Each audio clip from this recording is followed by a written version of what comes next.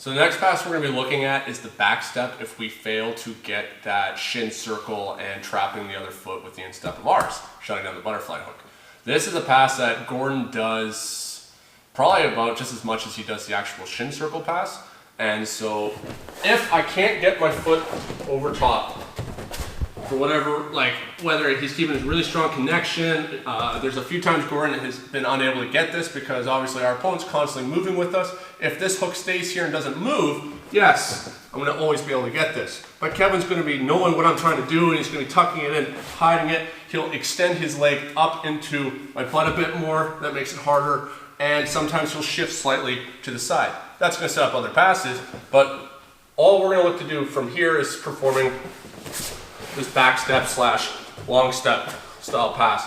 From here, Gordon typically does this without having the knee staple because we need to have as much mobility as possible to be able to switch our hips and kick this way. The more I am turned down here, the more difficult it's going to be. There's a longer distance for me to carry myself around to now go this direction. I still need to try and time this to at least have my opponent facing straight up or off to the side. Performing any kind of back step or long style step passing, if he is facing me and I try and kick this leg back, he's always going to extend and hook this leg. Where if he's straight up or even turned to the side slightly, I'm now going to be able to redirect his leg a bit and kick that leg pass. So this was the pass that Gordon used in EBI, and it was also the one that he used against Humble Hall. From here, my hands can be posted on the mat. It can be posted on the shoulders. Sometimes Gordon's looking to grab the wrists and just pin the wrists in. The one he did against Humble Hall, Humble actually had the grip of the wrist, and as he was pushing it that direction, Gordon passed. Now, obviously, that's not the most ideal situation because we don't have very good base, but if you are in very, very good control of your center of gravity, that is the kind of level that we can hope to attain.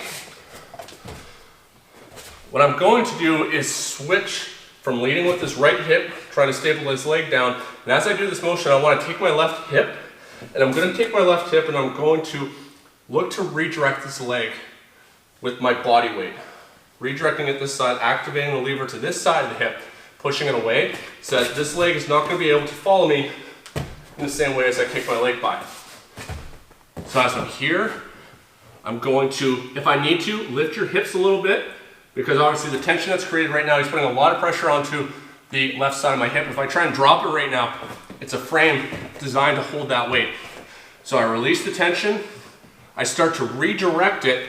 I'm not looking to move right into that leg weave.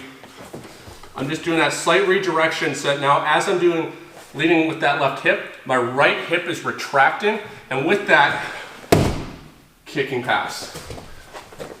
We're only doing this for a moment, not holding it. Here, redirecting, kicking. Just like the last one, the last style pass that we did. Make sure this leg kicks out nice and wide. This leg is going to be in base here. It can be a complete jump, but right now try and keep contact in the mat. The more base we have, the better, especially when we're learning this. I cut with the hip, I kick the leg back, and my right leg lands in base, knee pointing up, so that if Kevin starts turning into me hard right now, I'm able to oppose this force and drive back into him. Especially when we're first learning this, and it's going to happen, you're going to be ending up trying to kick, your opponent just extends outwards, you end up falling onto your butt. Now we're getting into that scramble, a race to base to see who's going to end up on top. Here, I'm basing on Kevin this time. Just going to quick switch of the hips. I can use my knees to help redirect my hips as well. Kicking, redirecting. There's another way that Gordon sometimes does this, and it's while holding the head. This is what he did in the EBI fight.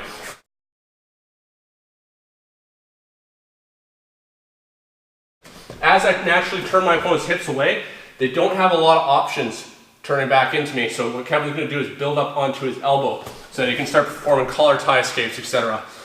Gordon from here, because Kevin's extended this range, Even with my height, I can no longer get my hands anywhere close to the mat. Gordon just held on to the head. He actually took this hand and was just checking on the inside of the leg. Once again, keeping a placeholder system here so that Kevin can't turn the hips in. And from here, he did the exact same pass and then immediately went to the back. So make sure that we're looking for that lever-based rotational control of our opponent's hip. Switch the leading edge of the hip from the right hip to the left hip to redirect the leg so that you're not going to get caught when you're trying to perform this back step.